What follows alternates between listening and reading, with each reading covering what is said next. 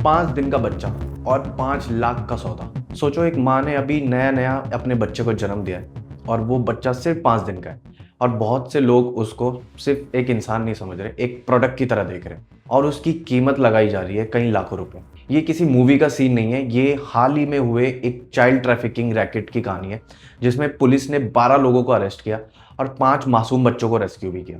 हर trafficking की तरह इसकी भी एक सप्लाई चेन थी।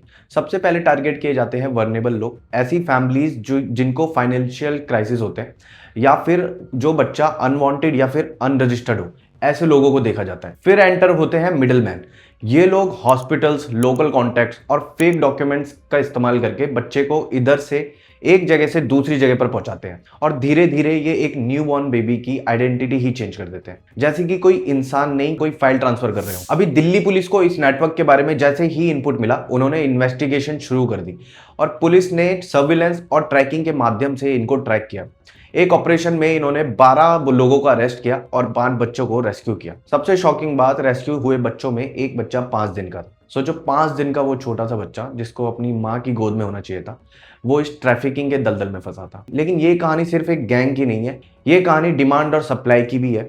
जब तक इलीगल अडॉप्शन और new born buying market exist करेगा, ये लोग कोई ना कोई नया तरीका ढूंढ लेंगे। इंडिया में हर साल हजारों मिसिंग रिपोर्ट्स पाई जाती है, लेकिन उनमें से कई लोग मिल भी जाते हैं, लेकिन कई केसेस ऐसे होते हैं जिनका सच कभी सामने नहीं आता। और इसी वजह से चाइल्ड ट्रैफिकिंग दुनिया के सबसे प्रॉफिटेबल इलीगल क्राइम में से एक मानी जाती है। अब तक की इन्वेस्टिगेशन के अकॉर्डिंग पुलिस ने इस ट्रैफिकिंग नेटवर्क से जुड़े 12 लोगों को अरेस्ट कर लिया है और 5 बच्चों को रेस्क्यू किया है। पुलिस का मानना है कि इनका नेटवर्क सिर्फ दिल्ली तक ही सीमित नहीं था, इनका नेटवर्क कई बाहर स्टेट्स तक भी फैला हुआ है। अब इन्वेस्टिगेटर्स ये जानने की कोशिश कर रहे हैं कि बच्चों को एग्जैक्टली कहाँ से लाया जा रहा था और किसको बेचा जा रहा था, कहां बेचा जा रहा था, और इस पूरे नेटवर्क में अपराधियों का क्या रोल था, कौन मिडल मैन था, कैसे फेक डॉक्यूमेंट्स बनाए गए, कहां से इनको उठाया गया। लेकिन मेरे लिए इस पूरी स्टोरी में सबसे शॉकिंग पार्ट सिर्फ वो अरेस्ट या फिर नंबर्स नहीं है, बल्कि वो मासूम बच्चे हैं जिन्होंने अभी अच्छे से पूरी दुनिया देखी भी नहीं थी और वो इस गंदे से बिजनेस का शिकार हो चुके थे। और शायद इसीलिए ये सिर्फ एक क्राइम स्टोरी नहीं है,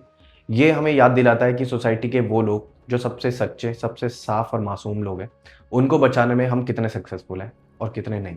5 बच्चों को रेस्क्यू कर लिया गया, 5 बच्चे रेस्क्यू हो गए, लेकिन न जाने कितने बच्चे ऐसे होंगे जो कभी रेस्क्यू ही नहीं हो पाते। आपके हिसाब से इस क्राइम को रोकने के लिए सबसे बड़ा कदम क्या होना चाहिए? ऐसे लोगों को क्या सजा मिलनी चाहिए? क्योंकि इस समय भी कोई ना कोई बच्चा चाइल्ड ट्रैफिकिंग का शिकार हो रहा होगा।